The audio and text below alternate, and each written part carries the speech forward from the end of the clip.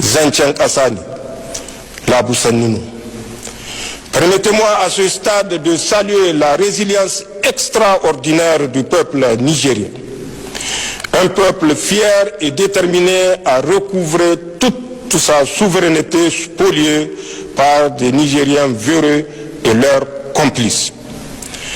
En décidant de nous imposer des sanctions injustifiées, cyniques, iniques, criminelles, inhumaines et irresponsables, la CEDEAO et l'UEMOA pensaient nous mettre à genoux et nous ramener dans le giron du régime déchu et de la France.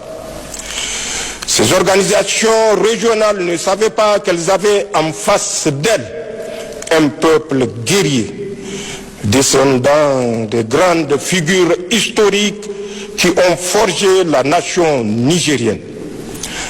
Le Niger, notre cher pays, nous appartient et c'est à nous de forger son destin, Inch'Allah. L'heure des tractations et des combines dans les officines est révolue. Vous avez désormais en face de vous un peuple qui a pris son destin en main. Nous n'acceptons aucun chantage, aucune intimidation, aucun préalable.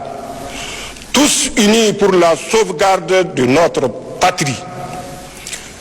Nigériennes, Nigériens, mes chers compatriotes, le Conseil national pour la sauvegarde de la patrie s'est engagé à convoquer un forum national inclusif pour faire le diagnostic de la situation du pays né de la malgouvernance des régimes passés.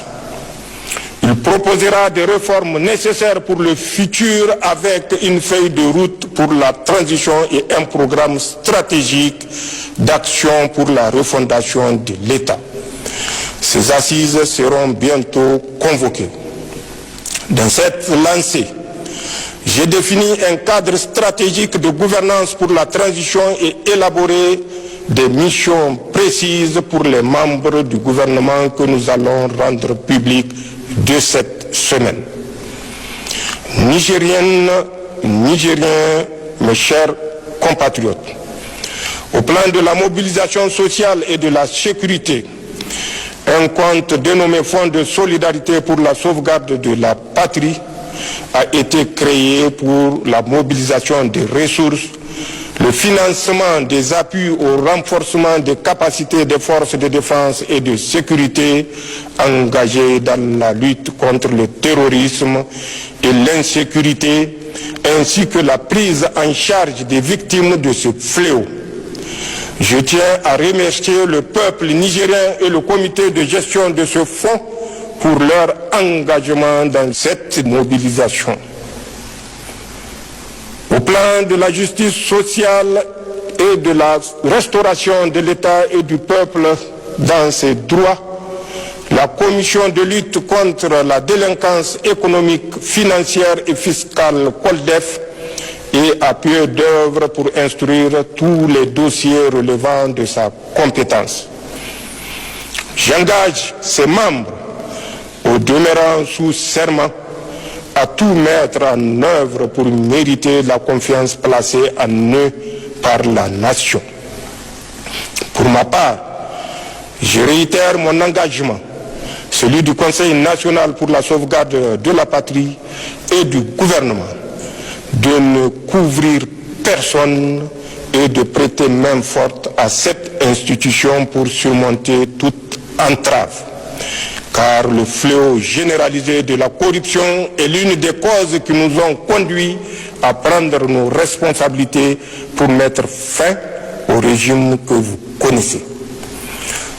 Nous avons fait le serment de mettre l'État dans ses droits, pas de répit, ni de pitié pour ceux qui ont spolié les biens de l'État.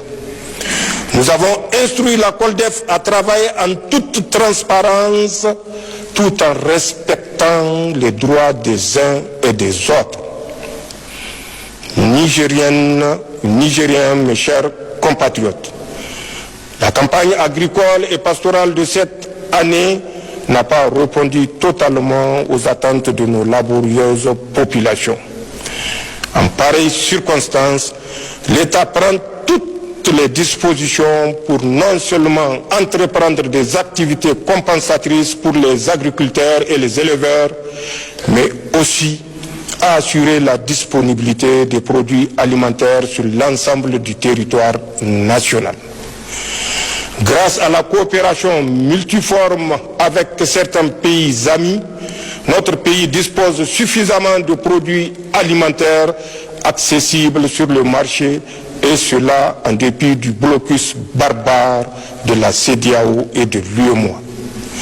Je salue cette marque de solidarité des gouvernements de la Guinée, du Tchad, de l'Algérie, du Maroc, de la Guinée équatoriale et tous les autres pays amis qui nous ont apporté leur soutien. Une mention spéciale pour la République sœur du Togo qui n'a ménagé aucun effort pour nous soutenir avec engagement et constante disponibilité, ainsi que tous les peuples frères qui nous accompagnent en ces moments difficiles. Pour ma part, je continuerai à faire tout ce qui est possible pour assurer le progrès, la sécurité, le développement et la cohésion sociale dans notre pays. Je sais pouvoir compter sur la contribution et la participation active de chacune et de chacun de vous pour y parvenir.